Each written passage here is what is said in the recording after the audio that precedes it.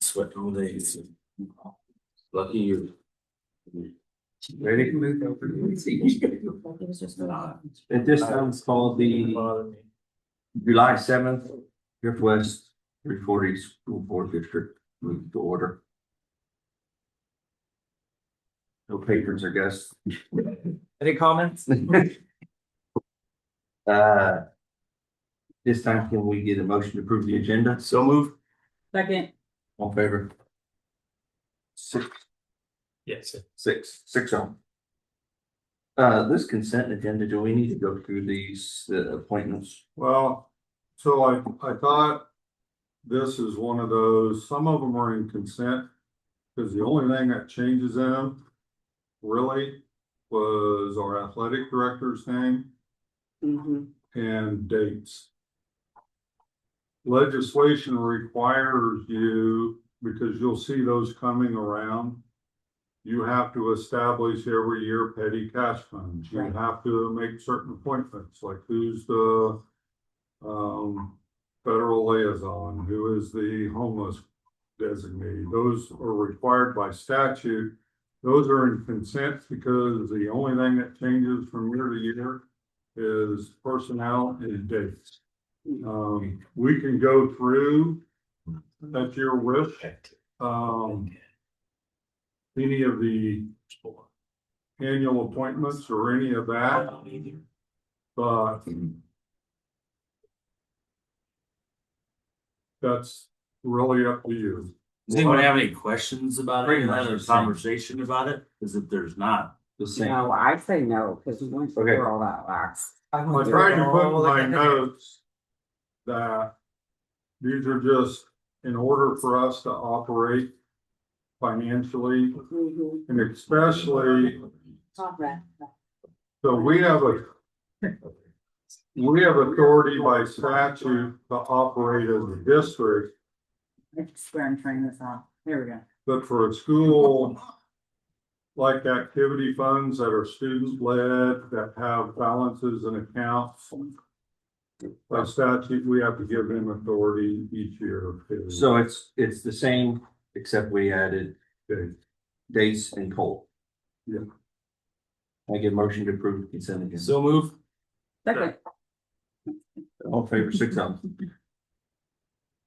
No, it all starts off so Yes, we don't have.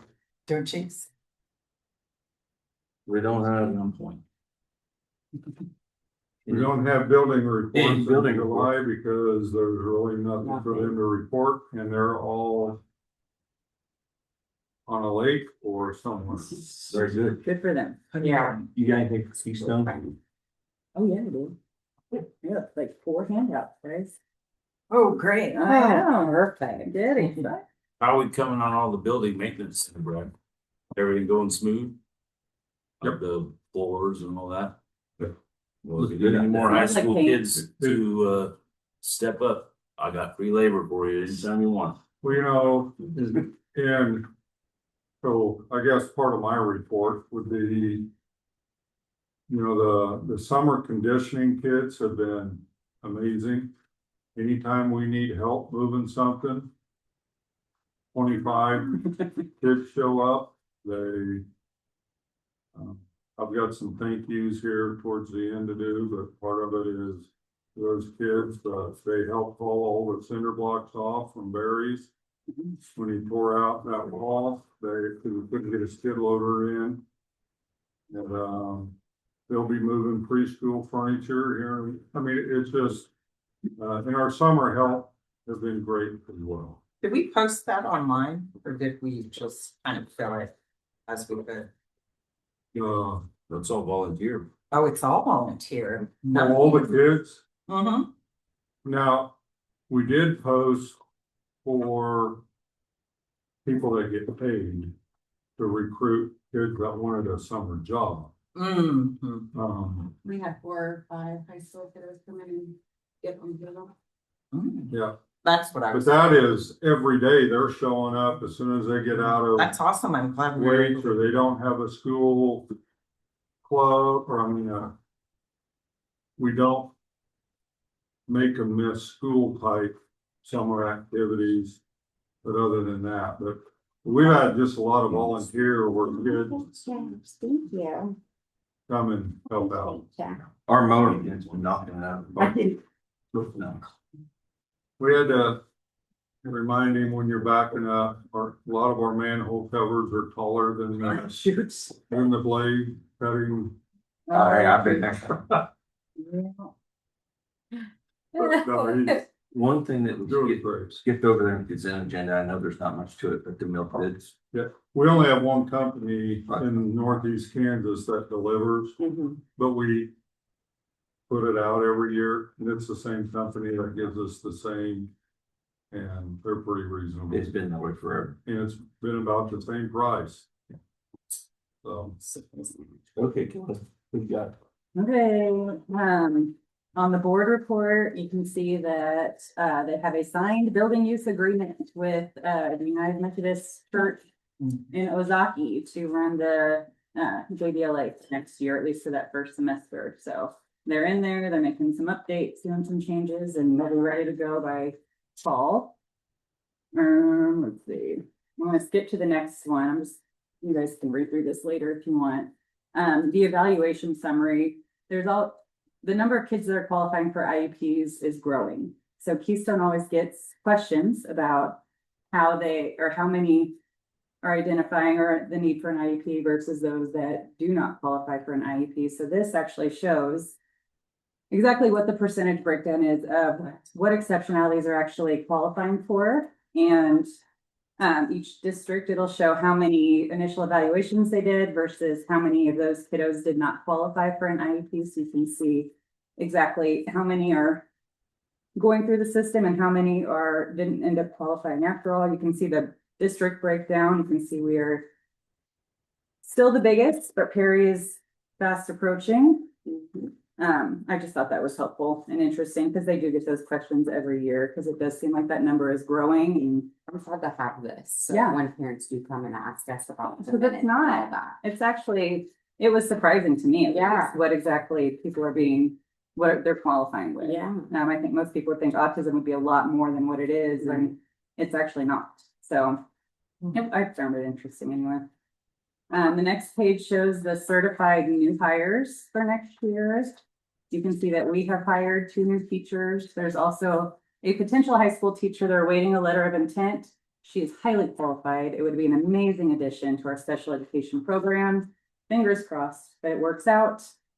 You can see that we still have a vacancy. That high school, that letter of intent pending. That's what I'm talking about. And then we're not going to go into a lot of detail tonight. We still have to wait on some more information. But one of the hot topic issues this month at Keystone was assessment increases. We know for sure that assessments are going up for us at least 74,000. Final number hasn't been established yet. And we'll go over that hopefully in the next month. We'll see. But this next page shows where Keystone is actually attempting to cut some costs. That bookkeeper, the 2 part-time bookkeepers, a payroll clerk, and an assistant director, those are spots that left and they didn't refill. And then those 2 at the end, they hired a finance director, which will take a big burden off of Doug, hopefully. So that'll open him up to do what he needs to do. And you can see overall with that stuff, they have saved 125,009. So I wanted to show, they didn't ask me to bring this. I just wanted to bring this to show that they're making an effort to make some changes internally to hopefully lower some of that burden. I did want to see, we've got big decisions coming up at Keystone. They're going through the negotiations process right now. They're not sure where they're going to end up landing. It's hard to get 8 different districts to agree on what we can do and what we can't do. So we were going to see, Brad and I, if we could just have your blessing to handle that as it pops up, because we don't have anything finite right now. And they've talked tomorrow. Superintendents will have a meeting tomorrow. Our meeting is next Wednesday. The first negotiations meeting is the following week. So there is a chance that decisions have to be made between now and our meeting next month. And I was hoping that we could just get your blessing to, between Brad and I, do what needs to be done. If it's what I think is going to be controversial, I'll hold off and I'll wait. But I was hoping to just have your What would blessing you to have to approve? just a budget amount, like what we're unwilling to go up. Which we've Trust already kind of those. said. Yeah, we Yeah. have, and we always look to So, I Brad anyways trust both of you for to it, handle so. it, and I trust both the judgment to come back here, just my opinion. If, Okay, I if it agree. seems fishy. Yeah. Come back. That board is also really conservative. Yes, very, way more than we are. If you think we worry, Yeah. there's some other ones that are, They're not Oh, overspending over there. no, they're very conservative. That's Sounds good. great. Yeah, I'm totally. Okay, Kelly, you've done a great job with them. thank you. So, I appreciate that. And I don't do anything without talking to Brad, so. We talked about our, Oh, and Brad was gonna talk about why that assessment. we'll talk about our budget here in a little bit. Oh. But overall, with special ed across the state, and I guess this is best of, for a reminder. A few months ago, we went through kind of how special ed is funded. So Keystone gets money from 3 areas. They get federal money, which right now, everybody's kind of nervous. Mhm. But as of today, they have not cut federal special ed dollars.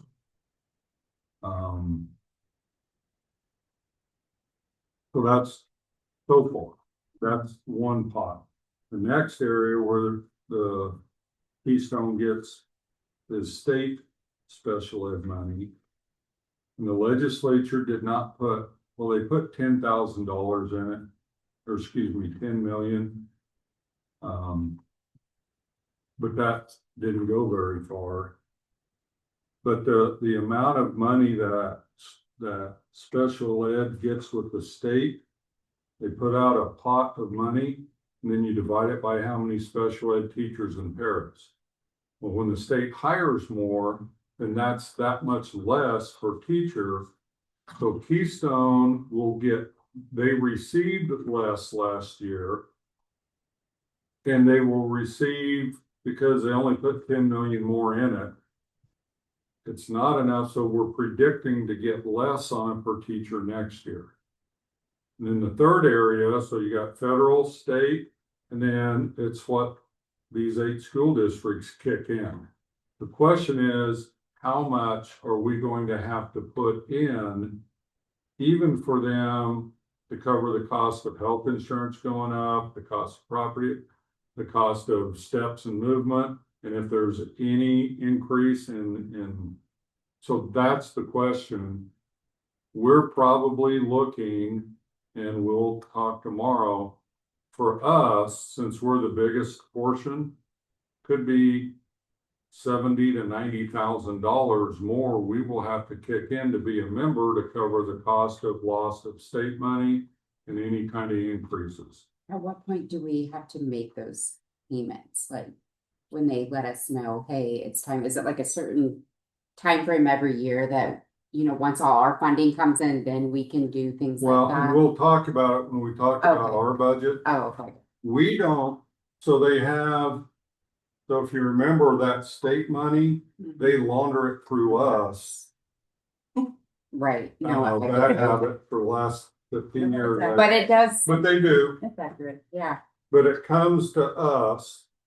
In our general fund, we transfer it to special ed and then cut them a check. Right. It used to go straight to them. Mhm. That first payment comes in October. Okay, Our general assessment, they just bill us like quarterly. mhm, So we will have about 1.2 million that's laundered through us. And then about 700,000 that is just our assessment. okay. But that 700,000 is general operating money. Mhm. And we tell the legislature, when you don't fund it by law, that We means we have have to to- kick in more. So their teacher raises and their para raises, and that is all connected to that. Yeah, So it's And hard. part of the challenge is, and we'll talk tomorrow, I don't know if it's in the negotiated agreement, but they try to keep their teacher salaries on an average of what the 3 highest districts are. It's something like that. Well, we are the highest of the member districts, and of all the districts in Northeast area, the only one higher than us is Topeka. So it's hard for us, but then when you go across to Oskaloosa, their average teacher salary is a lot less than the special ed teacher sitting right across the hall. So it's 8 people that have to debate that. Mhm. But it really comes down, we know we will have to kick in Mhm. an additional $70,000 to $90,000 probably. Yeah. Last year, we didn't kick in any additional because the legislature put $70 million into it. Mhm. That covered all of our assessments When they, statewide. when they put it in, would that come in October as well? They All give that you funding? portions of it. Oh, okay, good. Yeah. Because I think no so. one needs all the money up front. Right, you need it over. You need the it time. throughout Yeah, the 12 okay. months. Good to know, thank you. Good. Yep. Thank you. Moving along, this is actually the professional development plan, EDC committee. Yeah, so last month, some members from this committee presented a professional development council plan. It's we have to resubmit it every 5 years. We're at our 5 years. And this really just guides when we talked about, we already have everything mapped out for every PDC day. This is kind of the plan that guides what does our data tell us, all the way through to what counts for salary schedule movement. There's actually a committee that it goes to and they approve to make sure it's of quality. They go to in-service, but you'll see it in diligent, but it was the one that was presented last month, and then it's here for you for consideration. Anybody want to make a motion on that? So move. Second. All in favor? It's up. Awesome. Let's see. 2025-2026 student staff handbook. So. I didn't wanna do what I did last year. So this, I only have a few.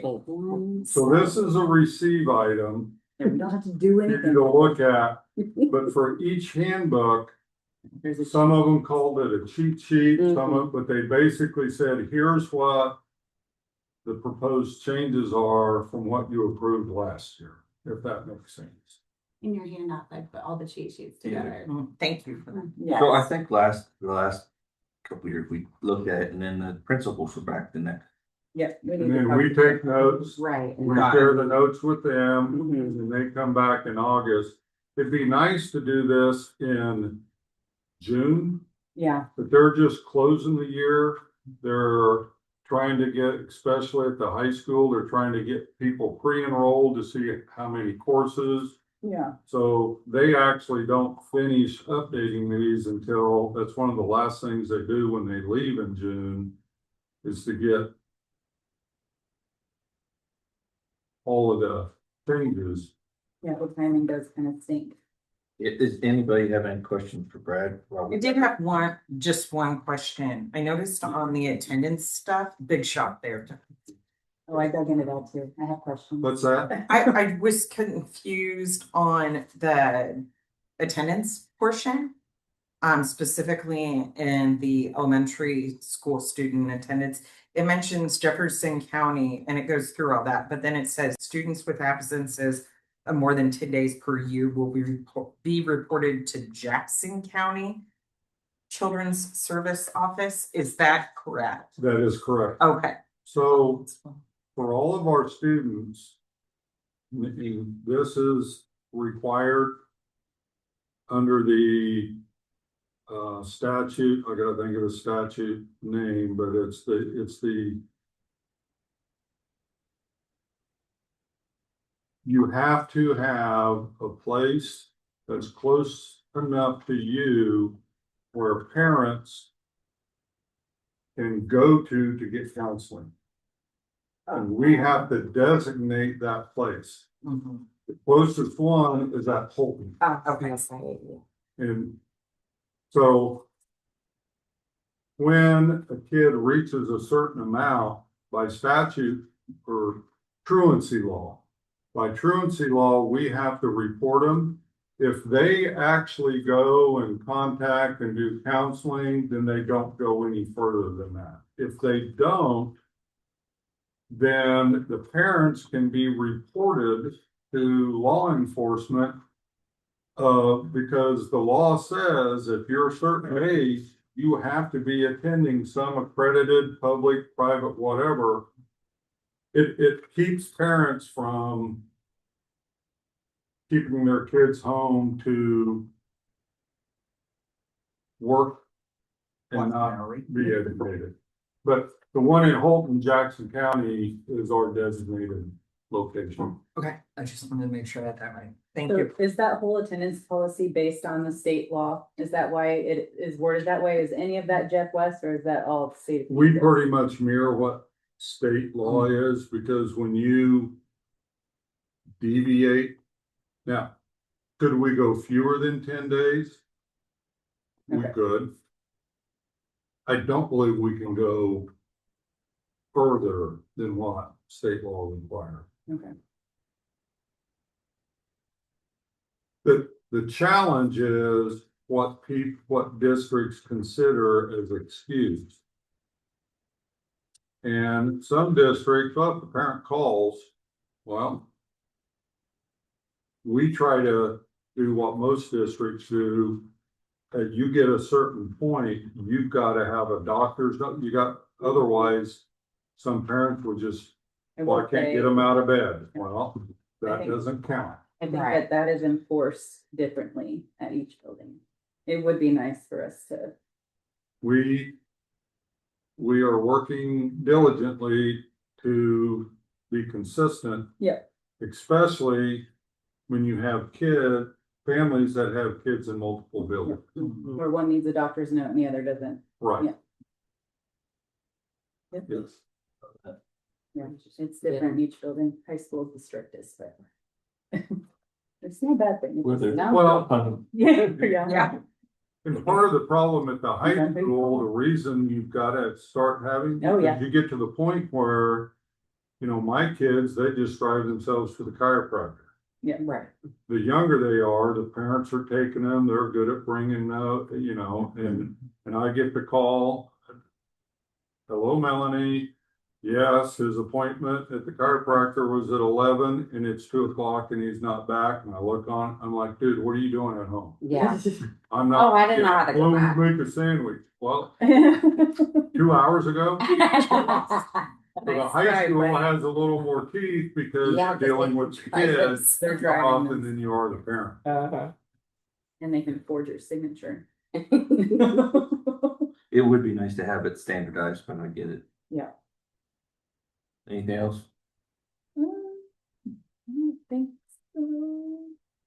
I probably will have something. Oh, we're gonna go over it more than this. Okay. Most of it is Yeah, course that's- offerings, Highlighted. trying to make things consistent, like vaping, e-cigarette stuff, making sure that the athletic handbook is consistent with the student handbook. Right. Every now and then they just test where they update one, not the other one. Mhm.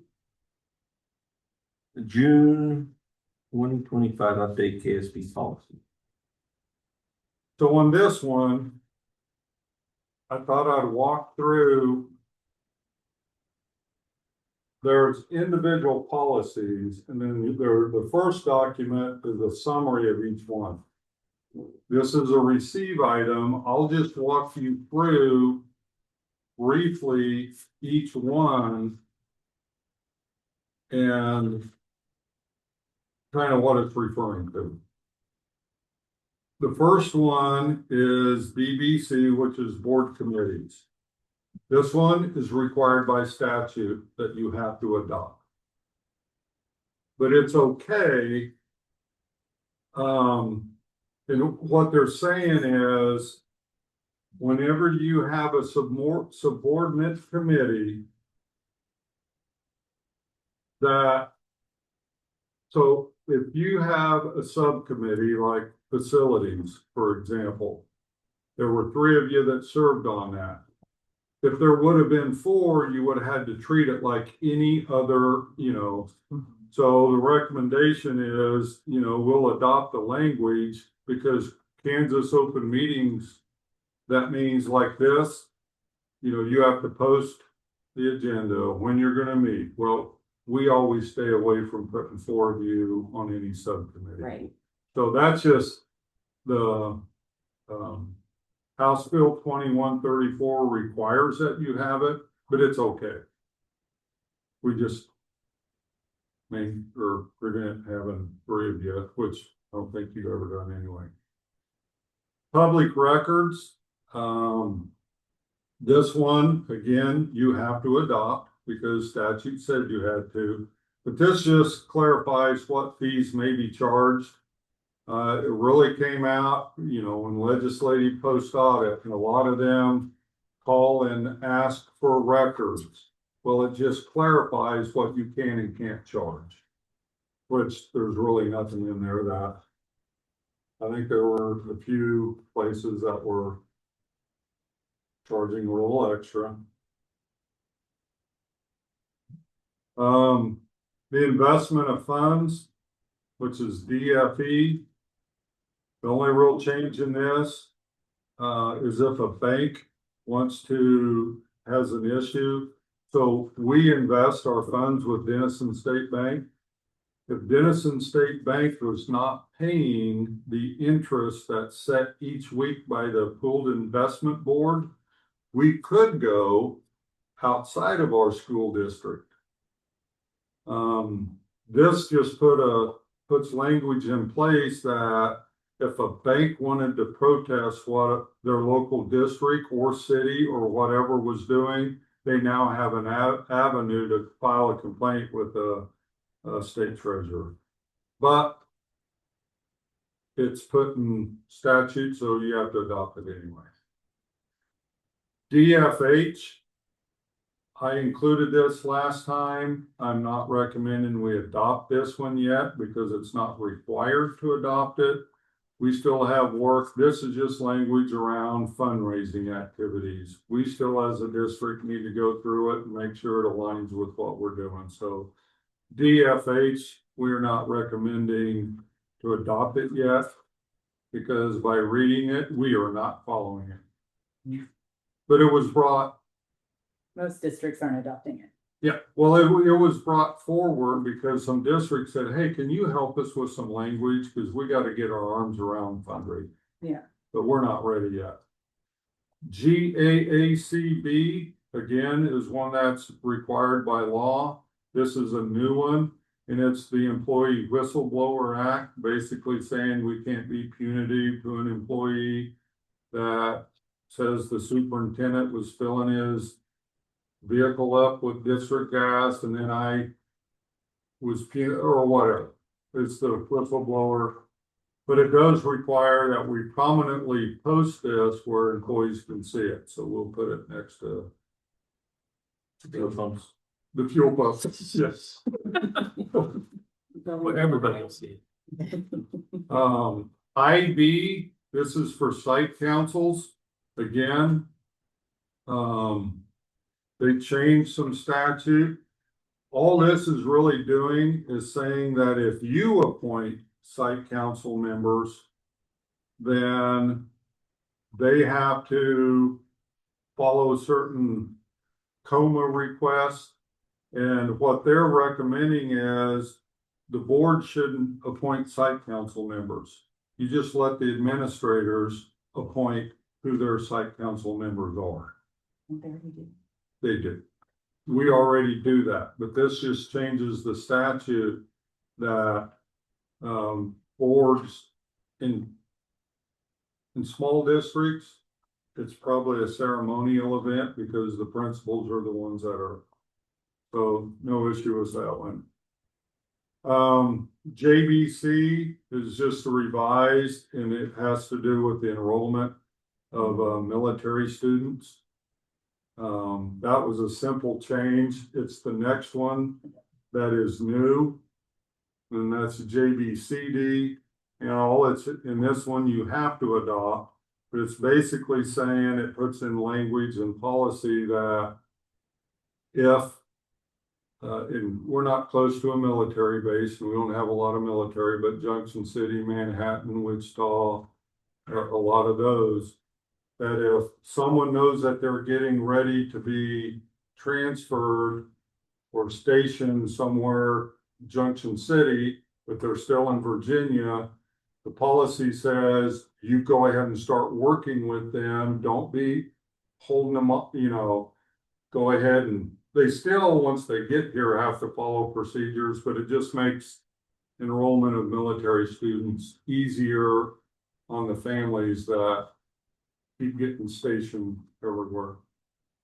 JGFGB, again, you have to adopt it.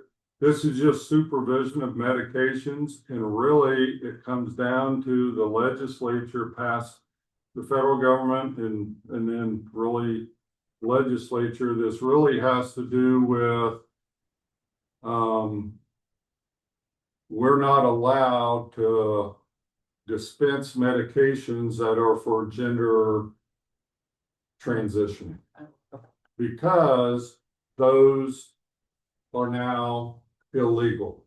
The legislature made them illegal. Basically, what this is saying is that school staff should not be handing out medications that are deemed illegal. That's basically what the legislation.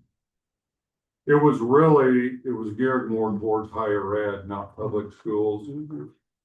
But we do hand out a lot of medications. So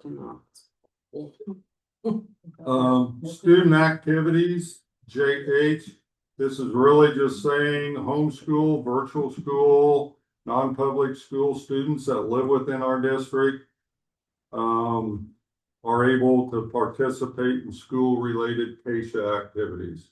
And they just revised language in it. That was already a statute. They just tried to make it more clear.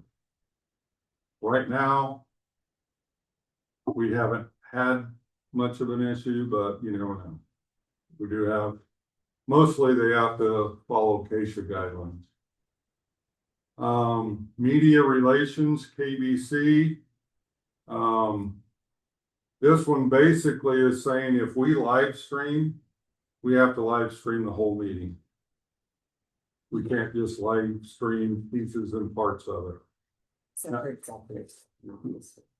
Other than what's exempt, executive sessions are exempt from that.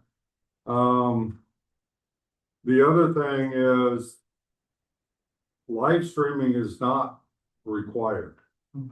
It's just if you do it, you've got to do the whole meeting.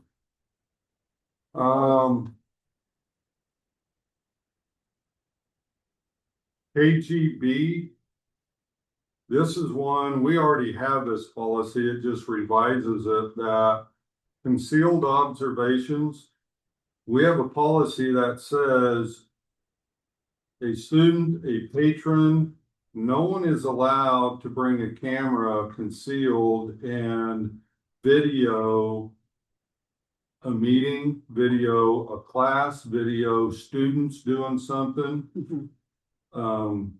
And pretty much all districts have a policy on concealed observations. What's exempt from that is when we live stream something, we're openly, so that isn't a concealed recording. So there are certain things that are exempt from, is when we publish out there, because we are recording this, so that's something that would be concealed. What would be concealed is if the board did not know it was being recorded, and those aren't allowed. What's also exempt is we have cameras for security purposes. Those are exempt from the concealed, but it also states that just because you think your kid or something happened, people don't have rights to all of our security cameras. So anyway, But that one there is basically just revising some language to exempt certain things that the board approves. Visitors to the school, this is the one that I struggle with a little bit, but we have to adopt it based on statute. And this is really that if an off-duty law officer walks into one of our events, identifies themselves once they come in, we don't have the right to request that they provide any kind of personal information that they might be off duty or We something. just have to take their word for it. You have to take their word for it. Well, we had a situation this past year where they got held up and all of that, and I know there was a lot of local law enforcement that were not happy about the grilling they got to even be in the high school. So I want to make sure when we that have high a, school secretaries aren't giving your. so when personal we have a social school security. resource officer come in and they're carrying a weapon, we make sure that they have some kind of identification of who they are. Because we had a situation where a school resource officer just came from a train or something, did not have, and the concern we have is if they come in and they have a weapon and you Right. can't identify them, These guys were that all, doesn't tell the community, Yeah. we got some guy Yeah. in an area because the school, you can't carry a weapon in, it's a weapon free, even if you have. That's the only concern school districts have is, because if you work for us, yeah, you're required to be identified because you don't scare people. right. Well, this says if they come in and tell you, hey, I'm a undercover or I'm an off-duty officer, we can't require them to, they can walk around with a firearm and we can't tell them they can't. We can ask for their identification. No, it says you can't ask. Well, even if they're in sheriff gear, we're still asking for their Now, badges and taking copies and stuff, and it's holding them up. That happened this last year. I don't have a problem. so if they come, The whole SWAT team comes in, and they're like, you can't go in until I take your badge, and make a photocopy. with that. so this is. I'm not. we can't- What's up? What were your name? SWAT team, that's, Yeah, there was like Stop 4 or drawing. 5 of them, and I got a call one day, and they were like, we tried to get in the building, and the secretary would not let us go, needed to take copies of everything before we could even pursue what we were doing, and it was an emergency. it was SWAT. There were several of them. It wasn't swapped. Well, it's just Yeah, great. not like they didn't have a, but there were several of them. Like and they they would have couldn't. heard it this much. So this, And so they called this, me and they were like, what is this? the district, if they want, when they come into the building, we cannot request or require them to provide or we record any personal information. I get that, but they're not required to show a badge or anything Well, they like come that. in with for- it on them. Well, They did. I know, but this is Right. for off duty. That's just off duty, but. Yeah, in- if they're prior to on that- duty. So if they're on duty and they have something that identifies that they're on duty, we can hold them up. Unless they show us a court order, we can hold them up. Because even if they're on duty, they don't have a right in this facility to walk in and start questioning kids without some kind of a court order. So under what kind of circumstances? But like we're questioning if they just show up. But like if we call and ask or have a Right. need, that's a different. Yeah, story. that's a But if different- they just roll up to the door, then wouldn't we want to vet them? Oh, yeah, no, I'm just trying to wrap my head Yes, please. around But like, this, what he's talking about is off duty.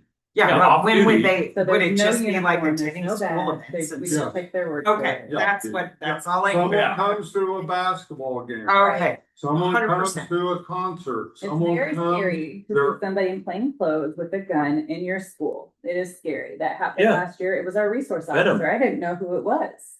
And it was Yeah. scary to see somebody walk into the building with a gun. So But I this, didn't know who they were. They weren't identified. Mhm. So Yeah. I get it. until you get to know I didn't know who our he school was. resource officers, that's what it's like.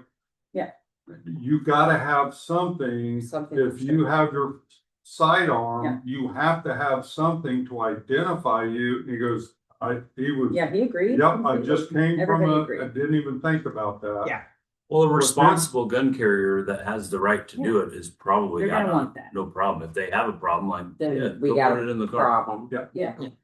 This just says we can't, if they come and just say, hey, I'm off duty, we can't question Gotcha. and ask for identification that they're an off duty. Yeah, I get it all. So, But we can still deny entry as a regular. Not Yeah, the. Yeah. can we, Right, can we deny right. their entry though, as like if you can't. We can't ask them, but we have, like, you can't just come in here gun toting, Right. like if they. We could tell that, couldn't we not we, tell we them like, can be nice and yeah, man, you ask can't have them, that in here. can you leave without being It's scary to the students. and the designated teachers. to Getting the on the public? We overhead. can ask them. This law says they can say no. So we. They could come in even if they said no. You don't have to agree on Mhm. them. Get entry. This is basically saying that we don't have the right, if they identify themselves, because the problem is anybody could come in and say, I'm an off-duty Well, officer. that's where my And point we was can't going. act. So this bill is saying we don't have the right, Hmm, which is concerning. very. Have to adopt this. Because I would it's in have to- statute. Yeah, that one I'm getting. So that's the one that, Visitors. of all of them, that's the only one that all superintendents So have. House Bill 2052 is what that one is. Yes. So we can see if our legislators voted for that. I guess it's he did. You said 20. I'm done. There you go. So, something to look at, but again, there's a lot of reasons why we have concerns, not from an off-duty officer, but from people that could just say, I'm an off-duty officer, and we can't ask them to provide identification to show us that. But if we have the no here, or if we have the signs up with the firearm and then the cross through it, we can tell them either put it back in your vehicle or leave. But if they tell us that they're licensed to carry one and they're off duty, we can't require them to prove that to us. But they have to be law enforcement, off-duty law enforcement, But- like. But we have no But- way, But he's got a They can say they're concealing law but carry. we're taking their word. Yeah, I was gonna say. No, I'm not, I know, Yeah. this is concerning, 100% their word that they're off duty. yeah. I That get, is not. I get it's We don't have not a choice. us thing, but like, Yeah. that seems like somebody didn't think that one through. Talk to your legislator. That's what. Yeah. Maybe don't vote for him. No, Yeah. So just a thought. the last one is pay in on complaints. Policy now says every time you have a complaint on the superintendent, you have to investigate it. Oh, dear God. Oh, gee. What? We need a committee. Watch a lot of. This Legislator- is basically saying that you have flexibility to determine whether each complaint needs to be investigated. And there's really only like one or two words to determine if the complaint is appropriate, then you can investigate it. If you're like, that's just, because you think about with social media Yeah, now, I'm gonna say. I just everybody- saw it like Cancel 30 Facebook different right times. yeah, that if someone on social media complained against me, you'd have to investigate it based off our policy. Now it says, That's equipment job. if the board determines that it's credible or whatever, it gives you the flexibility of whether or not you think it's worthy of investigation. Thanks to social media, that. So, perfect. You have a copy of each one of them. I just wanted to, the only one for one that we're not ready is DFH on fundraising. And then the one that we all have concern with is the visitor to the school, Yeah. the off-duty law enforcement That officer. one's best. That's very. And then those will be back in August for your consideration. Next one up, approval of 2024-2025 financial budget transfer. So each one of you has a copy of this. Yeah. This is our cash summary report, just kind of lay it out. On the left side is each fund. Some of them have more meaning than the others at this time of year. You'll see the beginning balance of each one of those funds when we started July 1 of 2024. And then the ending balance. And then there are some encumbrances that it was the end of the year. We went ahead and encumbered it. So if you look at the unencumbered, that's really the one we're looking at, second one from the end. General fund, we will always spend it down. 8,157,000, we'll spend it down to the last dollar. Federal funds, we started with 403,000 negative. That's just because you're always asking to be reimbursed. And we had all the ESSER at the end of last year, the HVAC system, all of that. So you can ignore federal. Supplemental general, that's our local option budget. We only have the authority to spend, you can see there in red, the expenditures, 2,709,000. We couldn't spend $1 more than that. But we generate from property taxes more than that. So we started the year with 93,000. If you look over to the right, we're going to start this next school year with 137,000. We couldn't spend any more, but our property taxes our valuations went up. We generated more. Yeah. So what that means is going into this fiscal year, we have more money to start with, which means we'll have to levy a little bit less. That'll have an effect on our mill rate. Could go down, depends on what the budget is. So just because there's $137,000 remaining in there, that doesn't mean we could have spent any more. But you always want equal to or a little more. Otherwise, you got to raise more taxes to fund your budget. So now we get into at-risk fund. We went from 81,000 to 9,000. So we overspent that. That's okay because it's kind of one of those, if you leave money in there, you can never get it out. So we used some of that in other places, but still it went down. But that's okay. That went down intentionally because we wanted to put some money in some other funds. Capital outlay, code 16. We did pretty well this year as far as we had a lot of costs, but we weren't continuing to go south with capital outlay. We just try to be very intentional on that. Driver's ed actually went up just a little. Food service, you can see it went from 205,000 to 67. Overall, the next big one was special ed, because we talked about that here a little bit ago. We started with 508,000 and ended with 383. Overall, in the funds that are important to us to carry cash over, we're down about 300,000.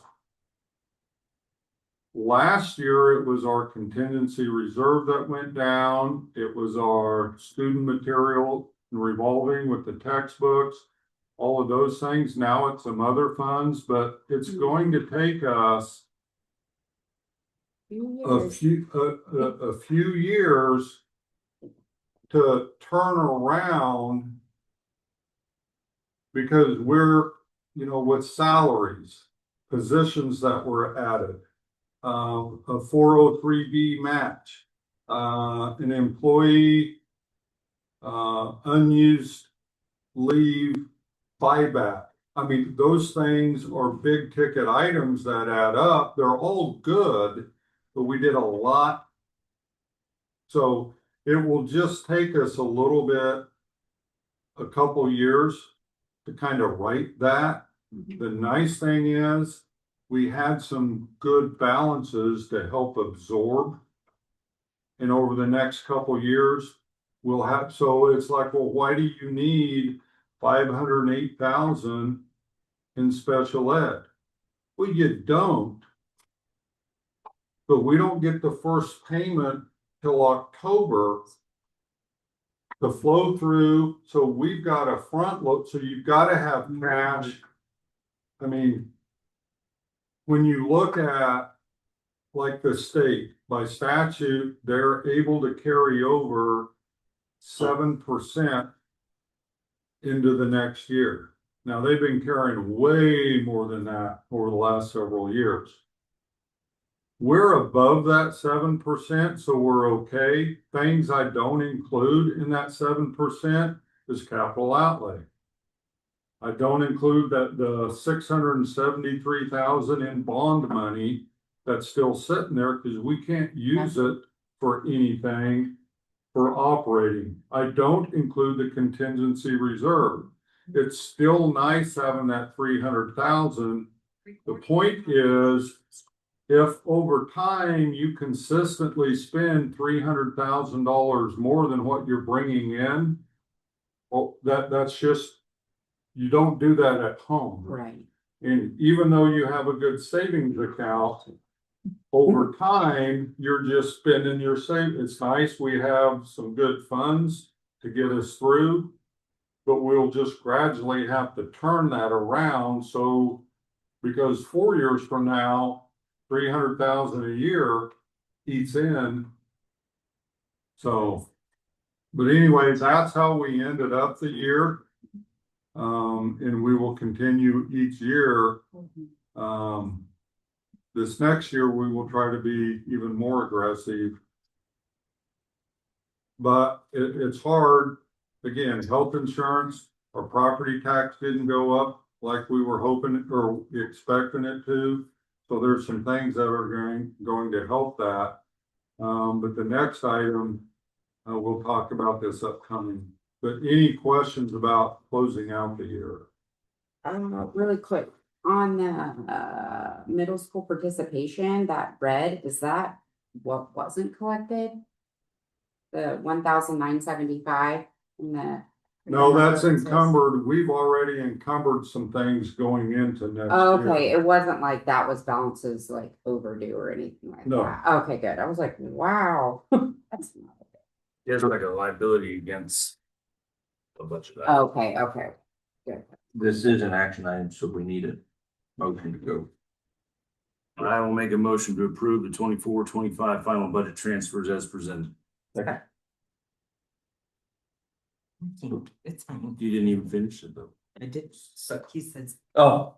He's asking for a second. oh, second? I thought he was saying. I thought it was too. Talk about numbers. Discussion. 2025-2026 budget process. So I just downloaded this upcoming school year's budget actually this afternoon. And I'll start working on it. A couple things on the timeline. First is by the 18th, we have to submit to the county clerk whether or not we plan to exceed what's called revenue neutral rate. And it will be difficult for school districts not to exceed it, because if property values go up and enrollment is flat or up, you're going to generate more than what you generated last year. So, and that's whether the city, so here before long, you're going to start seeing in the Vindicator all of these publications and resolutions. That's what these are. The first round is revenue neutral rate. When I start working on the budget, I won't know what the budget is, because we're estimating how many kids we think we're going to have, how many we think will qualify for free. So I will cushion it. But what you see in the paper will be high. Come August, when we meet again, it'll be closer to what reality is going to be. But in the next 2 weeks, by law, we got to notify them. So I'm going to cushion that, even though it most likely won't be. There's a very slim chance it could be less, because we have the 20 mills in the general, we have the 8 mills in capital outlay, so guaranteed there's 28 mills.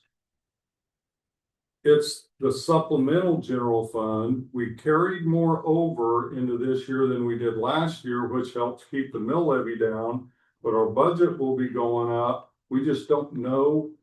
So I will be posting or submitting that to the county by next Friday. Then I will have at the August meeting pretty much the budget for you to review, and we'll kind of walk through it. Then we have to post in the paper the code 99, which tells the mill levies, the amount that's, you'll start seeing those from every school district in this area. Then we'll have a hearing in September, approved, submit to the state by September 20th, and then submit to the county by October 1st, which I'll send it to them well before that. When I do the budget, I will start out with, we're guaranteed the amount per pupil went up this year. And we're guaranteed to be funded off the number of students that we had last year on September 20th, or this year, whichever's higher. Well, we'll talk about growth here in a little bit, but I will build it off of the minimum that we're guaranteed, which is last year's. Once I have the budget all done, I'll go back in and add the number of students that we believe will be new, what we think we're going to have. I'll rebuild the budget based off that, and then whatever that generates addition, I'll stick it in one line where we all see it. That way, if those kids do show up, I don't have to republish the budget. I don't have to put the board through that whole, if that makes sense.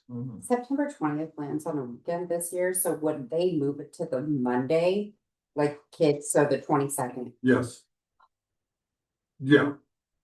The worst mistake school districts do is they schedule professional development day On a Monday, and yeah, that's why I was like, do we? 21st, I it's keep like seeing that date on the weekend. I keep you doing have that. 0 kids. Exactly. But That's so actually, the dumb. law says if the kid is not there on the 20th, or this year will be the 21st, they had to have been there for 2 weeks prior. And then you have like an 8-day window for them to show up. It's just a lot more work. It's like, don't schedule a Yes. PD day on that day. Exactly. Okay, good to know. It's on that column. Okay. Yeah. I gotta go. Before in September. So, but anyway, I will bring all that to you, just kind of walking you through it. But when we talk about growth, and I'll give you some updates as we go through. But it's really more, you'll start seeing a lot of things showing up in the Vindicator from school districts will be included in that, just to help you the revenue neutral rate.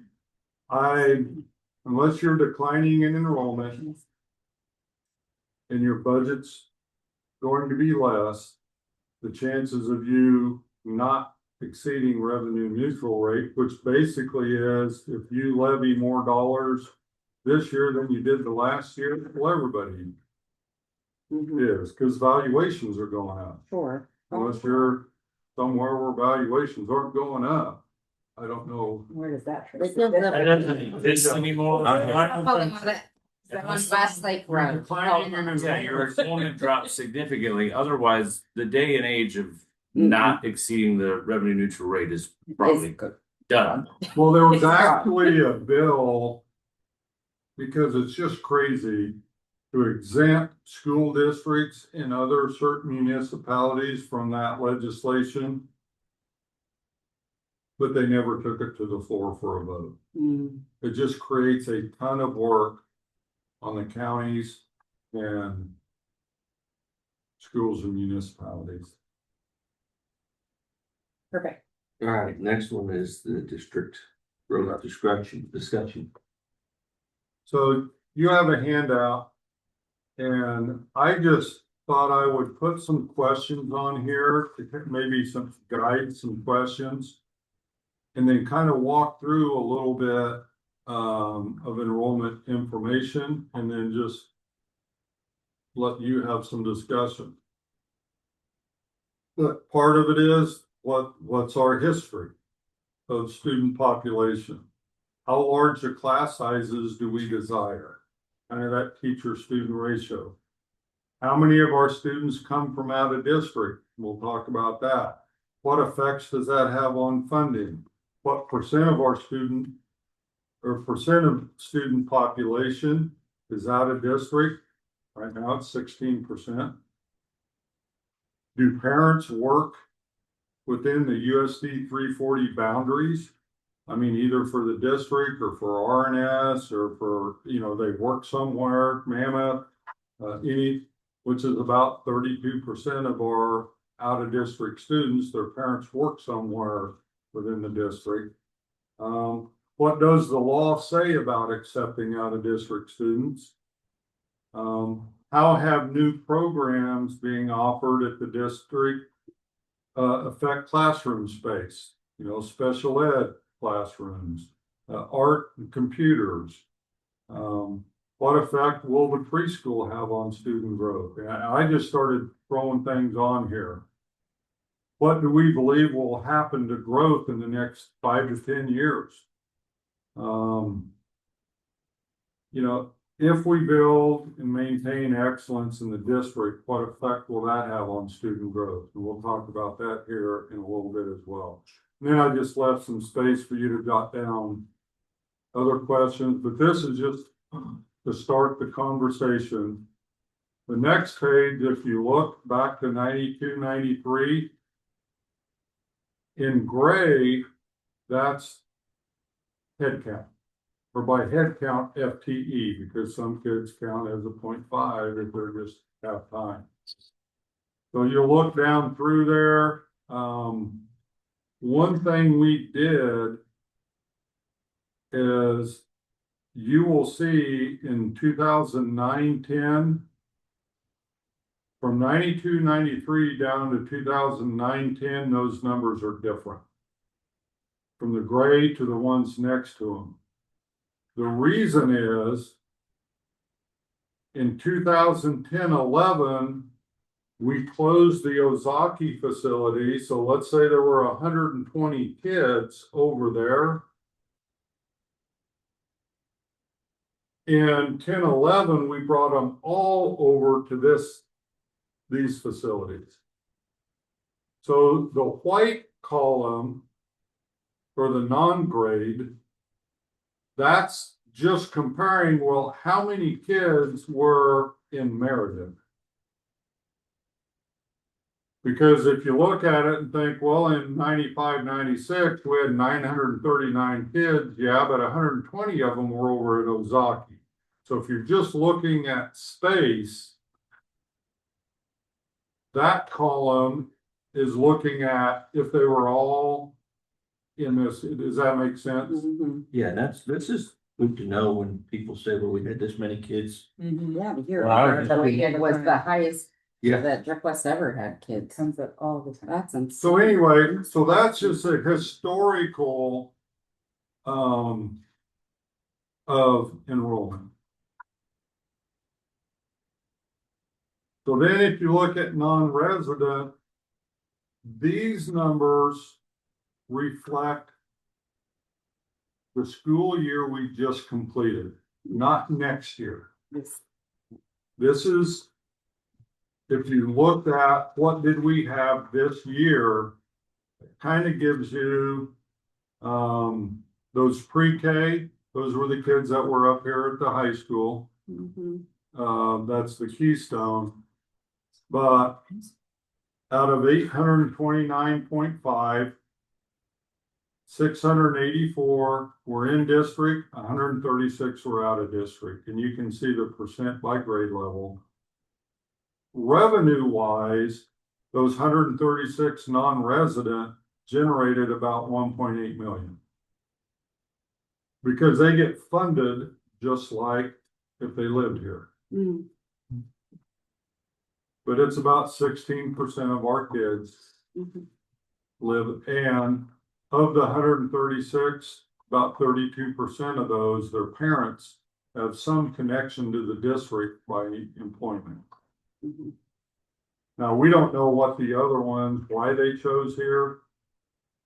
Could be alumni, could be, you know, they may not work here, but we have a lot of reasons. Class sizes on that page, this is just to kind of give you an idea of this year we just completed. We have 4 sections of kindergarten. So our average class in first grade is about 16 kids. But when those classes move to third grade, fourth grade, fifth grade, and we only have 3 sections, you can start seeing the effects. Now, fourth grade only had 52 kids, but that'll be different next year. A lot of these numbers will be different next year because we had, so let's talk a little bit while we're on this.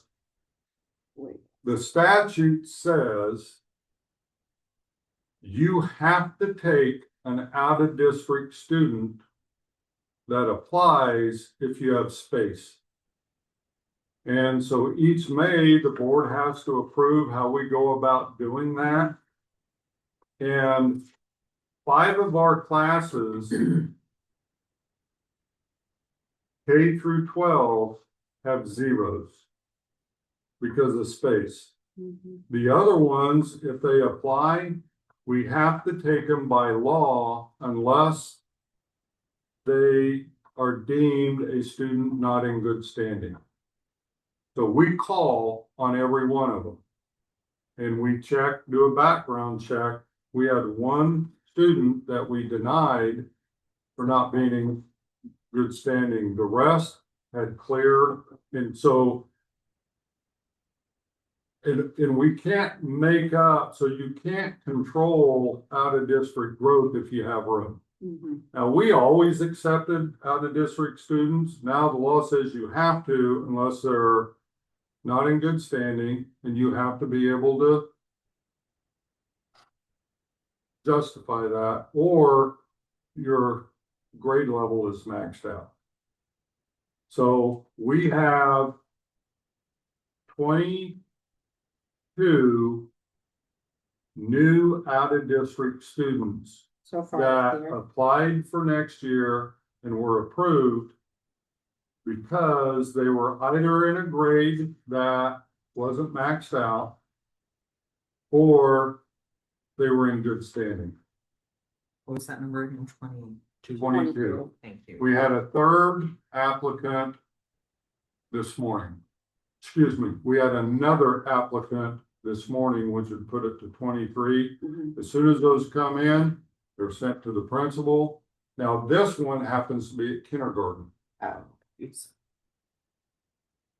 How comes the numbers, the head count up above doesn't match the head count in the class sizes? Cause that's non-resident. That's Oh, the there's total non. head code. But Head yeah, count, resident, non-resident. Did some of these like second, See, like, down below though, I think whoever did the numbers accidentally switched 7th and 8th grade because 7th grade actually had the 82 and 8th grade actually had the 60. well, So but that's why looking- it's not matching up here. well, 67, you have first grade 67, there's nowhere down here where it says 67. That's the, 66. Okay. oh, I got you. Yeah, now I see what you're saying, because you're saying like total head count. Yeah, They're not adding up. But I did notice down here in class Okay. sizes, 6 and 7 just got swapped. Let me take Because that. Grayson's class is bigger than them.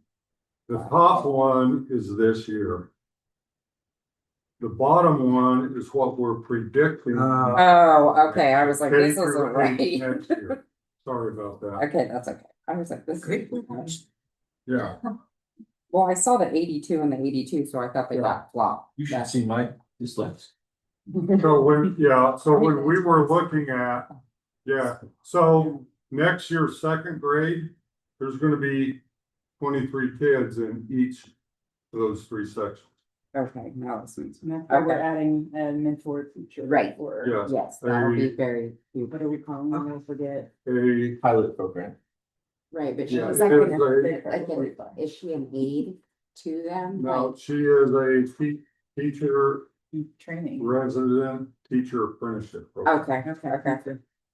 So anyway, that kind of gives you an idea just on where we are class sizes. And again, we want to think about, all right, well, that's next year. But what about 5 years from now? What about 10 years from now? Are we prepared for growth if we think as a district, we might be growing? Well, next sheet just kind of shares, if you have, just like, well, where are they coming from? Those are the districts We did a lot of that they're coming from.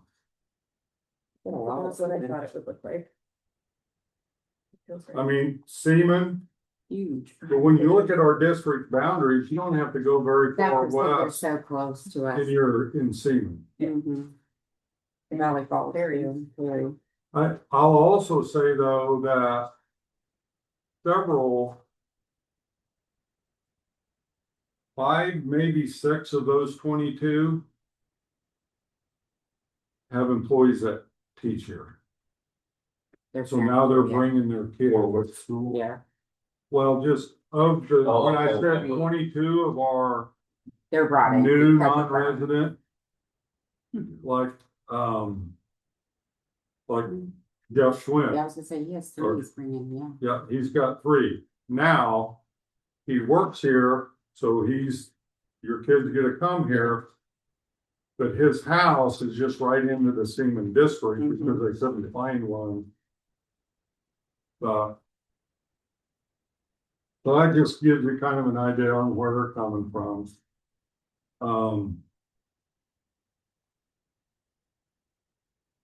So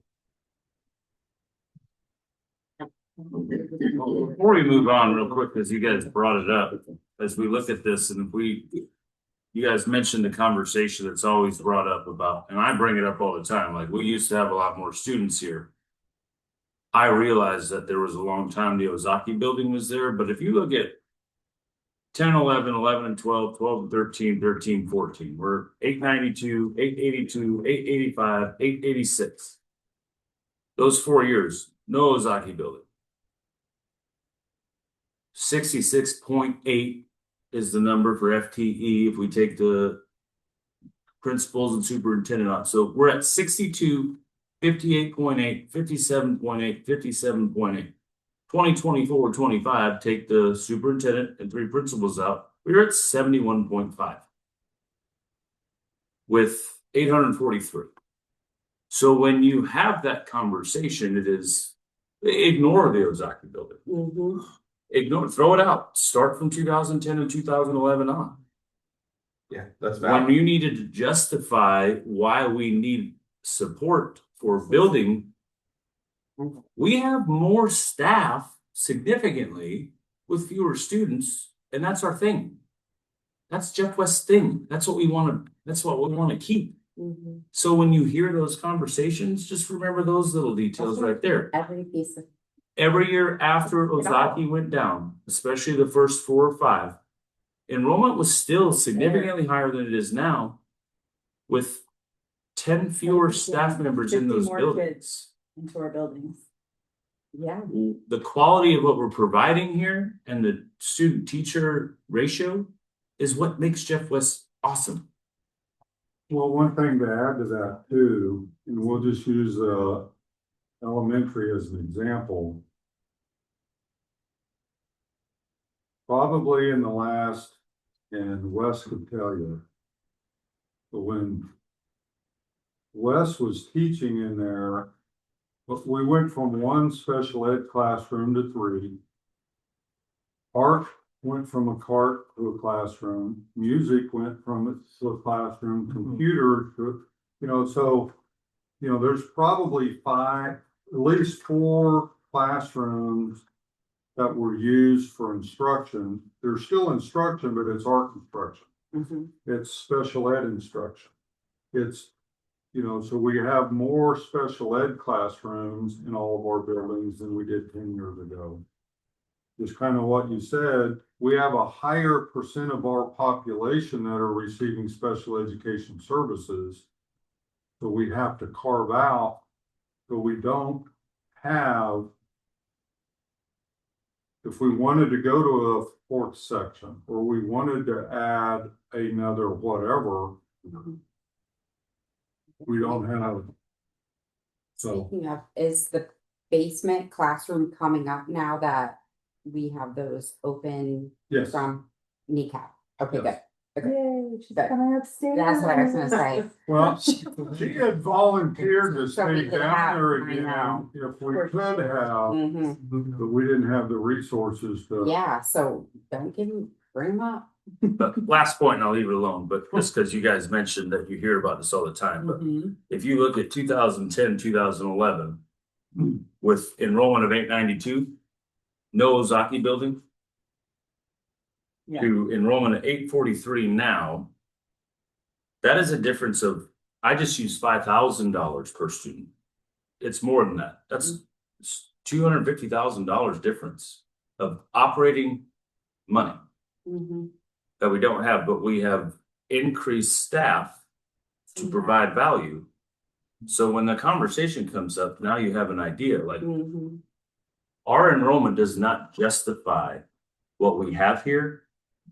But I'm thankful that everyone in these rooms prior to me, and hopefully going forward, and all of you too, like, we value what we do good here. Right. But when they come to you with that, point that out. That's the conversation. That's how we get people to understand why we need a little support with things. Because 892 and 843, it's $250,000, give or take. Yeah, and probably more. Yeah, I used $5,000. Yeah. So that's how you answer What that, is the new number? if they want to listen. 5,000. I'm just working with it. 50, I don't remember, 5,000, 5,400-ish. So you're saying that back in About 2010. 55, figure on 5,500. But then you got a ton of waiting, because you Yeah. also have low enrollment Right. waiting. Right. It's not black and white. No, No, So but it's a good chunk either way. if you took let me just pull up my calculator. If you took 1,800,000 divided by how many non-resident, 136? Mhm. $13,235 that each kid generates. Cause you got the base amount, and Right, you got low enrollment weighting, and then you've got at-risk weighting, then you got transportation, then you've got, the other weightings. Because some of those kids are in career tech ed, so when you add all the weightings together. I was just considering like what is available to use for operating money. Cause I know a lot of that is just like pass through. Yeah, some of it's passed through, yes, so. So I shared some information on out of district. Part of it is in the next 5 to 10 years, do we think we're going to grow as a district? And if we do, growth has an effect on facilities. For example, in the bond issue, there was 4 classrooms at the elementary, there was 4 classrooms at the middle school.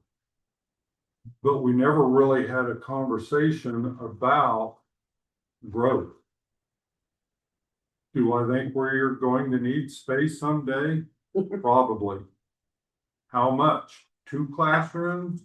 It's just, we also think about our kids, participating in things. What effect does that have on facilities?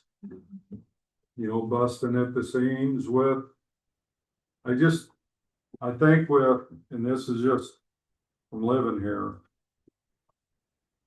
And all those parents that call, last year we turned away 12 kids because they happened to be in those sections that had zeros. This year we had 22 of them that it just worked out. They weren't in those classes that had zeros. And once they come in, they are grandfathered. They don't apply again each year. Right, they're just considered for this. So right now, if we took the 827 that were guaranteed for next year, we had 5 kids at the end of the year more than we did on September 20th. So we were at 832. Then you add 22 more that might come in. We just went from 827 up to 850, Now that's 1 year. It'll go like this. But do we just think in the next 5 years from now, we'll have all of our classes at 0? Because the only way to control non-resident is to put zeros at every one of them. But we also have to take residents, I mean. If they move in, you Yeah, have people to. keep selling land. If we people hire a keep teaching. builder. So they those have 5 51 classrooms people that we keep put them. zeros, that's only for non-resident. Right. If they move in, you gotta educate them. So that's just kind of Mhm. to just start thinking about. One thing is to plan for next school year, the upcoming school year. The other is, okay, where are we as a district? Growth is a good thing financially, but then it generates just enough to help for raises. But then you gotta add another teacher okay, so there's cost to growth as well. So it's kind of that. we're not trying to make this a 5A school. We're trying It will to, always we're be trying to sustain Good kids. and provide to the staff and the student. Like you got to look at it that way. No, people think when we talk about district growth, like, oh, they're trying to change merit or change. Yeah, No, we're not. it's not that. We're trying to afford what we have and be able to provide year after year something more. Do you mind if I jump to the Go ahead. leadership retreat? Go ahead. Item that I was just gonna give an update. Yeah. So a few weeks ago, the principals the 3 part-time assistant principals. So Carrie, Alan, and Bill. Our new athletic director, Cole Bottom, and Haley Dean and I, we met in Lawrence. Cause I got an office space cheap. Those where I used to work, so come on in. But we took the 4 board goals that you adopted in June and all the strategies and went through each one of them and started talking about, okay, what could we do in 6 months? What could we do in 12 months, 18 months? Just that first conversation with them about what we could do. And then we went on a tour of Allen Fieldhouse. So whether you're an OU fan, which one of them was there, K-State fan, hey, I got 2 degrees from K-State. But we walked through, and we spent an hour and a half walking through Allen Fieldhouse, and we got back and we sat down and said, okay, what did you feel? What did you see? What did it tell you? And just honoring tradition. The story that they have, you didn't need a tour guide, but we had one. It wasn't just basketball. You had all sports. You walk out of there going, wow, that is a culture changer there. So I asked them, if you look at, we have risk factors in our district. We have poverty. We have mental health. We have kids that speak a second language. We have, but when you look at us compared to the state average, we don't have risk comparative to our neighbors. But when you look at all of our results, we're not blowing the lid off of anything. Whether it's how we do academically, how our graduation rates are, percent of our kids go on to a 2-year, 4-year technical, chronic absenteeism, we're doing pretty good, but all measures of success, I asked, why would we not excel at every measure of success in this district? What do you think the response was? Culture. Consistently around the room. Culture. That we're kind of okay with being okay. Fine being fine. We're fine being fine. And do we think we were hired for that? No.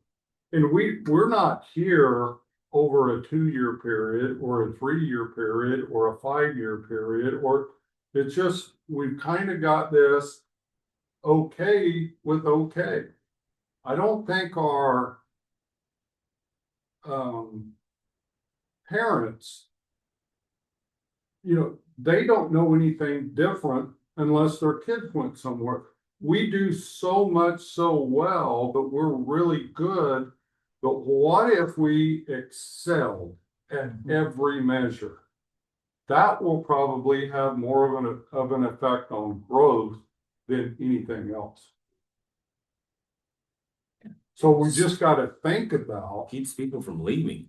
it keeps people from leaving, but when parents tell other parents at Walmart or wherever it is, people will recognize, I want my kids to go there, even if it means buying 5 acres, you know what I mean? But again, we're thinking 5-10 years down the road. Now, again, I've lived here longer than any place in my life, and it's like, if you want to be okay with okay, there's a lot of people that we could hire that would fill that role. But as a group, it's like, you can turn that around a lot faster than it took you to get there, if, by that. And I think we all want it. But look at results. Why is Jeff West not exceeding in every measure of success that you can look at? We're good. But we don't have an excuse not to be the best 3A, the best in Northeast Kansas. I'd have a hard time finding something to blame it on. Because we couldn't, as a group, we didn't have one thing that we could say, well, it's our budget. Well, everybody plays by the same rules that we do, and we're not declining. We go like this, but so does everybody. It's not gonna rule that off. What else is it? Is it our board? We got great board. Is it our staff? We have a great staff.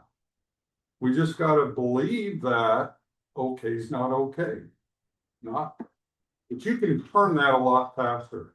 I think that will have more of an effect on district growth than anything else, because it's people want their kids to be, I think that's what drives people to come out here, is they want that rural experience. And once they get here, they enjoy it. But I think in all measures, we could go from here to here pretty quickly. I think we've just gotten too comfortable. Well, in it that is. area. For We need to decades. challenge ourselves. Like Dave said, okay, being okay. Yeah. That's what everybody around the room had said. We've just been okay with being okay. Or we are like, well, why not we excel? Because we don't have the excuse not to. So anyway, I jumped to that because it was a great 2 days with that team. And but it's all good work. But anyway, I just thought it would be a starter. We'll have this on the agenda next month to start thinking about, you know, as a board, how do we prepare not only just for the next 12 months, but 36 months, you know. Are these charts and graphs, are they where people can find them? Because this is very interesting too. When We're- people ask about the non-resident, We can work. Yeah, we're working on with our website group, trying to redo our board page where we have the goals, we have the, you know, we can put so much on there that we overwhelm. But we want to, and part of the challenge with some of those, if you don't hear the narrative behind it, then it's. Like, we take how many out of district kids? well, Because just there's a lot of people that criticize that and think that we shouldn't take so many out of district kids because we're overfilled. this page is huge. Yeah, mean, people well, they need to know how much money. need to know that. Yeah, This page is amazing to know what was in Ozaki and what wasn't. But they don't understand any of the context behind it. Yeah, we have to make sure we're providing. Well, we need we're to- putting- KSDE provides every bit of this information if they would just a couple clicks. yeah. I But mean- again, if there's not, You know, Have at that some background. point, we're gonna have to invite the community in to really talk, because growth will directly affect what kind of facilities you have in place or anticipated. And everything's anticipated. I just don't see this district staying flat for the moment. Without doing anything, we will quickly get to where we have to put zeros for non-resident, non-resident students, but that's not gonna control the ones moving in. And the question is, right now, we have a few classes that are getting pretty large. But how large is too large to where it's like, we need space? Well, that answer needs to come Before we need. before you need it. Yes. before you need the That's all we space. needed though. Has The the kids district, learning in the basement. Nobody kind of needed. We got by for a year or two. I will say the district as a whole and all the people that are responsible for the decisions have done a fantastic job over the years in navigating no space. Like, I mean, I get it. Not all situations have been ideal, but there's always been a solution that worked. And I commend everyone that has done that. But we are gonna run out of There's only solutions so many without more space. closets in a building. quickly, And that's why it's good to start a conversation We're with just thinking about the impact of the preschool. yeah, the preschool. I think will have the second biggest effect. I would like, and are all those preschool kids, are they all Jeff West in district kids? Okay, so are we gonna automatically let them come to kindergarten at Jeff West, or as of right now, we have to say no if we're full? So there's only a couple non-resident preschool kids. What do we do with them? We accept them if we believe they have a tie or a connection because they have an older sibling that's here. If we believe that we're not accepting someone that lives in Oskaloosa and they plan on going, they have siblings, it's not open to non-resident that don't have any intention of being a kindergarten here And the preschool isn't open to anybody without that intention. without that intention. Okay. We do have, so we've got a couple that are out of district because their parent works here in the district. And their kid, you know, but it's only, So Out those of preschool kids district. will come here, probably. yeah. If we have an indication that your kid's gonna be a kindergartner here and you're out of district, we want you in the preschool Mhm. because there's a good indication you're gonna be a kindergartner here. Okay, But we're not accepting, yeah, because kindergarten is 0, right? right, so the non-resident statute only applies K through 12. It does not apply to pre-K. But we don't have to take anybody at the pre-K. Mhm. We only take the ones that we think will be coming here. has this been in front of the building leadership groups and? Now, I wanted to start with, you mean the building lead, I mean, what are their thoughts on district growth? Have we, the principals and stuff? Yeah, we had this same conversation with them. They, you know, because they kind of helped put some of this together. They were sending me numbers. We had a conversation, because growth, when we talked about the board goal on facilities, at the bond, on the bond was space. So we had conversations about it had 4 classrooms. Wes, do you really need, you know, so we had a lot of conversation about it. We do think they believe we're going to grow. How much? It'll be there first. You too. know, It'll be at the elementary school first. do we need 2 classrooms? Instead of 4, you know, Do we need 2 classrooms and an office space? I know, cause like the middle school, high school, it'd be ideal to have the counselors from Oskaloosa having their own space. yeah, There's a lot, there's a lot to think about. I mean, we think about the economy, people moving out of town. And anywhere they go outside Topeka is rural. And, you know, why here over Perry or even West Auburn. Maple Hill? Well, and COVID, like Yeah. trends, well, you know, your enrollment's gonna go up here in the next. and those are things that I think would be good for the community to really talk about is outside of the school, if you have kids, you're going to check the school out. Yeah. That was the first thing I did because Olivia was going to be in 3rd grade and Quinn was starting kindergarten. I knew where to go on the websites. I knew where to go at the State Department and look at information. As soon as I figured that out, the lake, 2 golf courses, multiple,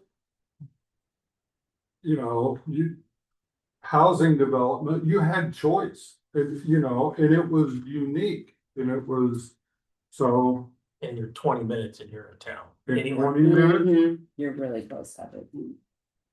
so once I checked off, we actually went to a football game and I looked at the student body.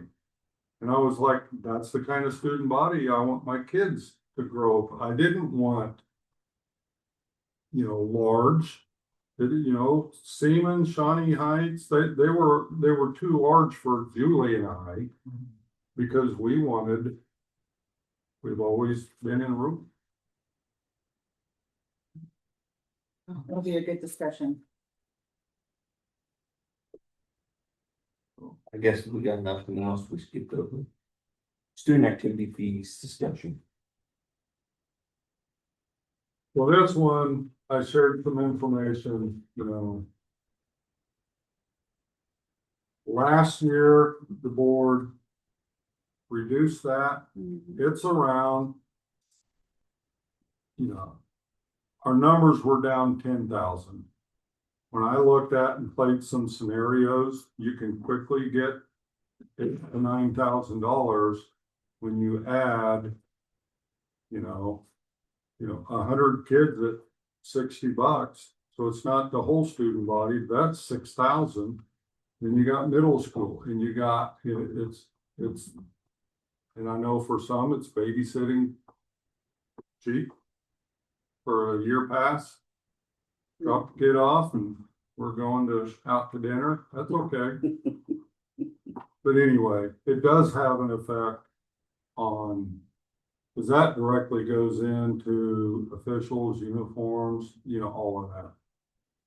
Well, Brad, do we need it? Think we need it? I don't. No, I'm not gonna put it on you. I think we need it. Well, I think we tried it. It didn't work. We saw the effect of it. yeah, and there was Numbers weren't up. numbers That, didn't that was my number reflect one. it. The result did the not. numbers go up, and if they It didn't didn't go up, really go up. then it is what it is.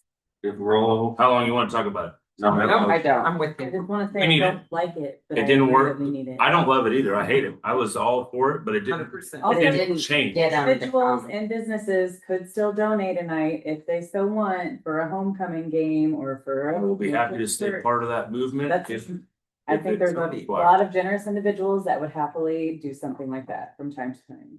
I make a motion that we adopt or reinstate activity fees as presented. Second, On favor? Fix up. ooh, Sorry, Brad, didn't mean to put you. No, it's good. I want to hear one other I'm person. trying to make it split. I'll try to work the numbers out, wherever they stand, but it's just. It's just like the good nature of trying to go online where people can pay. Yeah. And then it cost us 15,000 Yeah, no, because yeah, we were eating no. 4%. It's like, No. okay, let's try to, Yeah. Especially when we're talking and let's about push that looking at the activity future. path. I mean, 10,000 in 1 year is not a big Everybody deal. know how 10 years for much $100,000. Yeah. yeah. Well, both Brenna and Rhonda said it did not make a difference. Well, I didn't. I was at a lot of stuff and I didn't notice the difference. So if it didn't, then. So Okay. we did the leadership, preschool mission statements. Values.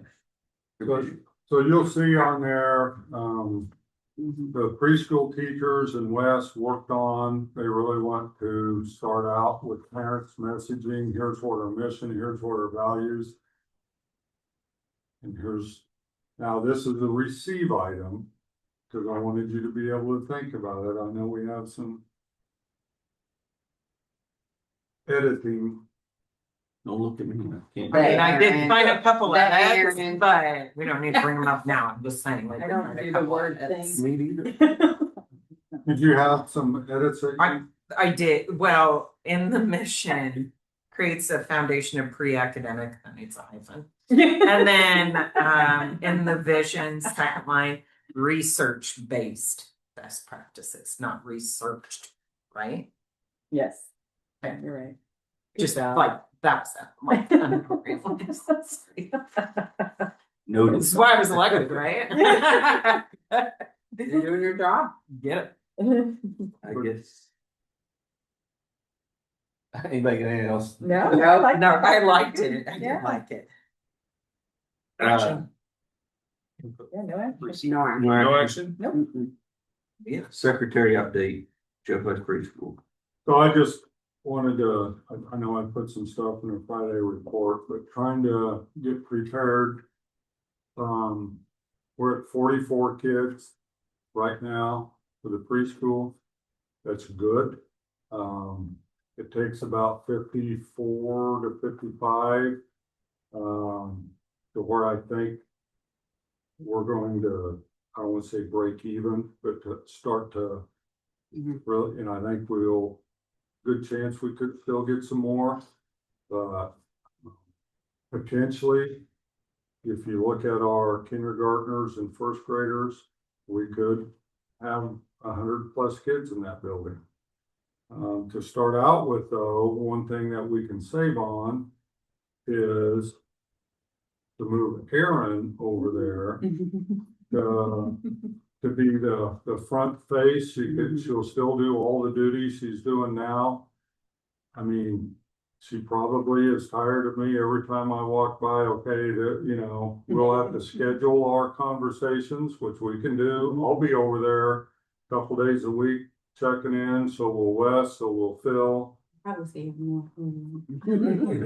But for the next year or two, until the numbers grow, this will help us support some of the cost of startup. And we did advertise, we did some interviewing, but this saves us from training someone, right? Because we're going like that to get it started. And but then Erin has that front office experience, so she'll also be able to onboard someone in the future. But Thank you. Erin. Well, that goes along with our, Me too. Yeah, every day from everyone. our goals. Being creative. Yep. so, while we're on that, the 17th, Steve Johnson will be over there with his crew, getting the exterior trim and everything painted. The new signage should be coming soon. I don't know why I look at you, but have you heard anything? But they should be out in the next week or two doing signs. There's a FedEx thing that says, sorry, we missed you. I wonder if it's from us. When we walked in, I was like, we missed a package. It was your signs. Sorry. They did get the covered canopy, Mammoth did, installed on the backside courtyard area, so kids will be able to go out. We'll start looking for furniture and stuff for outdoor play space. They finished waxing floors, and we'll have summer conditioning kids helping carry furniture in, and starting next week sometime. So everything's moving well on that.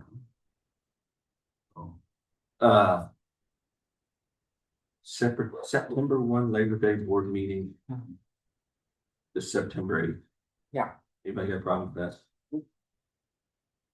Nope. Any motion? Probably since you're moving aboard there. I move that we reschedule the September board meeting for, in lieu of Labor Day, we reschedule the September 8th, 2025. Second. All in favor? Fix up. Thank you, because we already changed it in the district calendar. Good. Speaking of which, when will those be on? They're the print. FedEx was supposed to deliver them. Well, we went through a lot of back and forth about that. Is the You calendar? guys weren't on the emails of the calendar. It was crazy. No student, no facility, any facilities No. updated. How long for Executive. executive session? 75,000 minutes. We get like a quick 100. Yeah. 20 minutes? 20 with a 5-minute break. 3 minute or 3 minute, 5. whatever. Let me check that room, make sure. Did we just Mute the teacher's line was open too. Yeah. Grade 2, we do it, right? We And could then just- someone would walk in, we'd be like, Mr. President, I move to Okay, we enter need a motion for executive. this. She's doing it. Oh, Mr. President, I move to enter executive session per KSA 75-4319 for a period of 20 minutes at 8:23 PM to discuss personnel issues and non-elected personnel under coma exception, including Dr. Nguyen Swander, with the open meeting to resume in the boardroom at 8:43 PM. Second. in favor.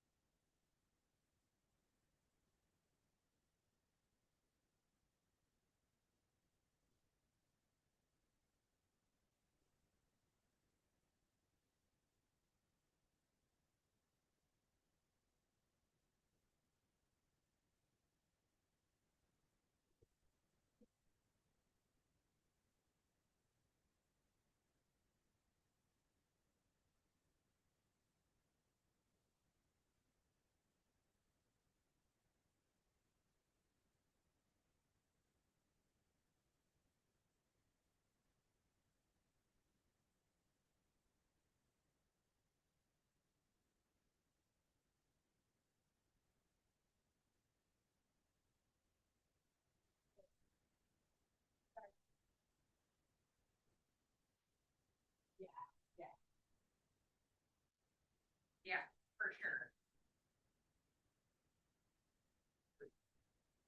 Yeah, no, I totally agree. We were in the school for 7 coaches. I was gonna say.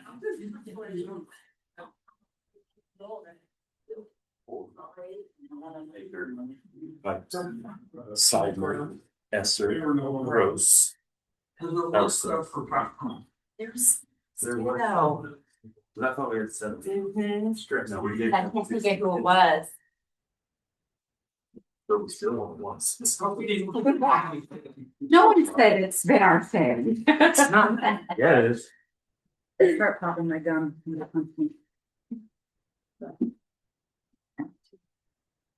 Alrighty, so we are at time where we need to get a motion on contracts. Resignations. And I gave you the exact verbiage. Sure done. You got it. I motion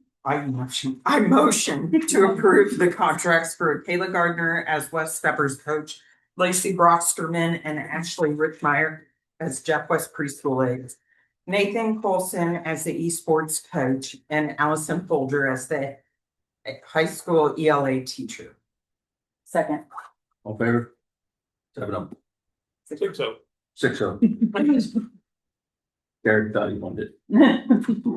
I motion to approve the resignations from Todd Han as the middle school basketball coach and Charles Dalrymple as the middle school custodian. Second. Oh, give it to Kelly. 6-0.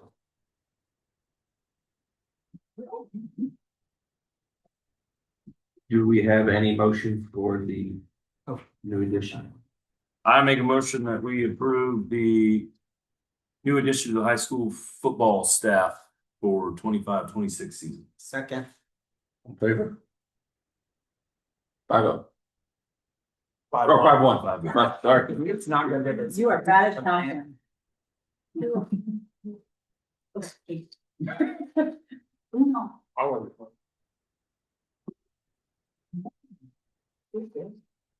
Did you?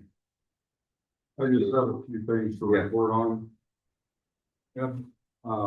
First of all, I just wanna give a shout out, thank you to, Barry White and 5 Star Masonry. They've done a lot of work this summer, tearing that cinder block wall out of those 2 middle school classrooms, and they completed the installation of a new fireproof wall back in that will be able to flex with doesn't fix the structural problem, but it takes the pressure off the roof. The roof is already sunk back down 3 inches to level, and it takes the pressure off those outside walls. They attached, secured all the roof trusses to the outside wall to make it more structurally sound. So anyway, big thanks to 5 Star Masonry for doing that. I have asked him to submit a cost to do that. I don't know if and when that will come, but he's been 5 Star Masonry and Barry's been great to take care of that. Also want to thank Mammoth for updating the new sign marquee out on K4. The marquee sign, updated that.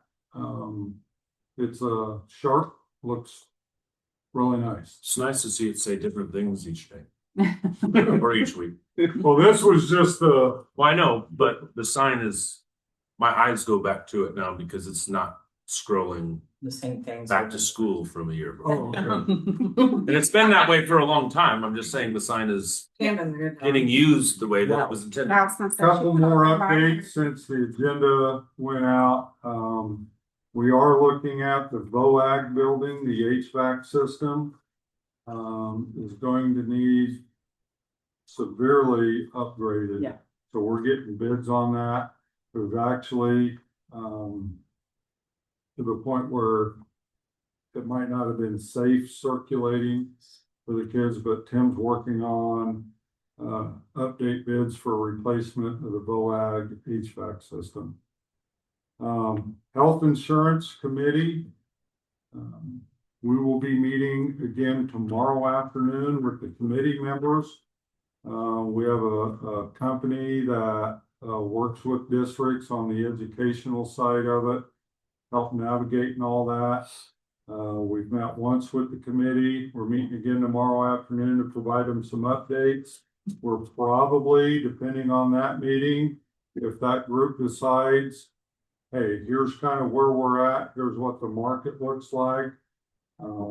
Are we insurable now to where we could go out and get some quotes? That's the kind of what they're going to be talking about again tomorrow.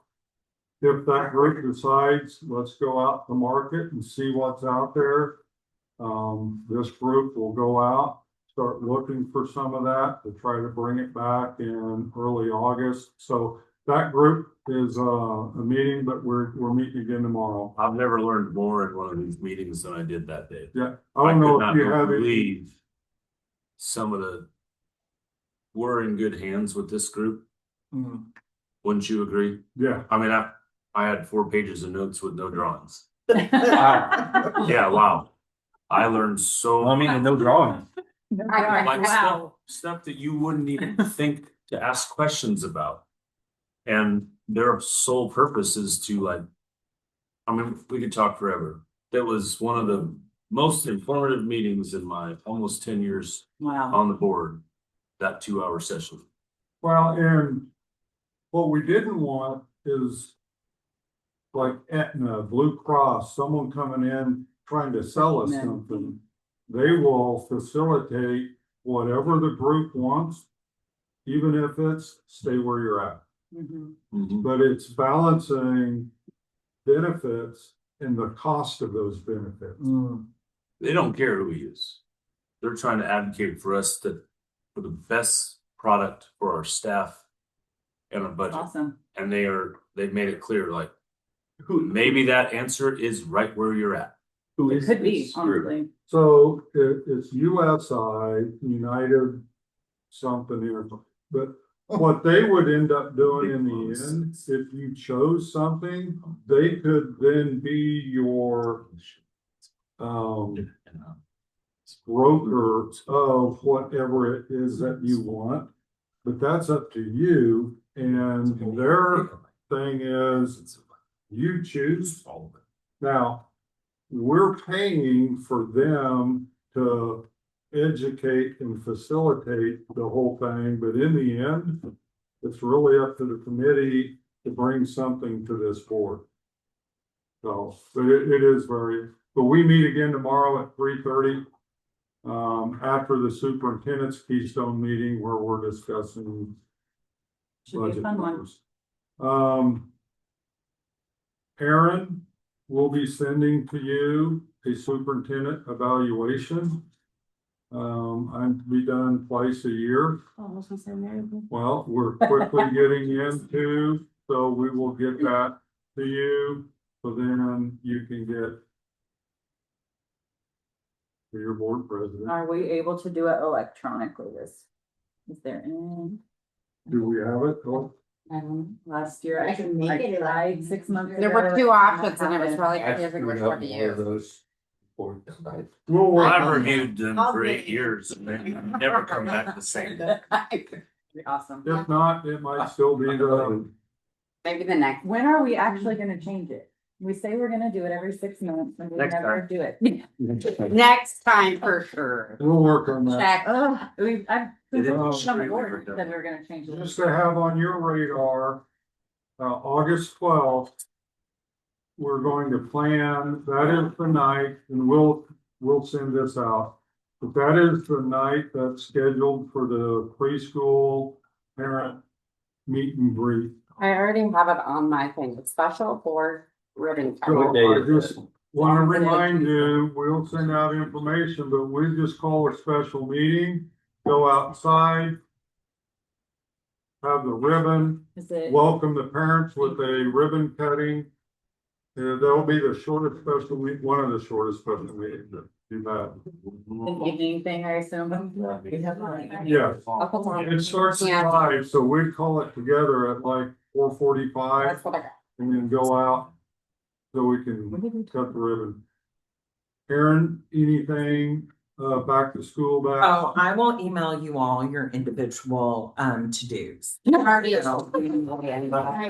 She gave me the hardest. Actually, no, I think the biggest thing I want to promote this year, and I've talked to a lot of you about this, I want to make it school-wide. The thing I've noticed over the last handful of years, it's always younger kids. It is Why aren't the always. older kids there? And so I've got some ideas. I kind of poked Dave earlier on it, and I poked Aaron on it, but if you have any ideas, shoot them my way. But I want to take what they did last year was awesome and just build it up. So I think we can do it with the resources we already have. Teenagers like food. Exactly.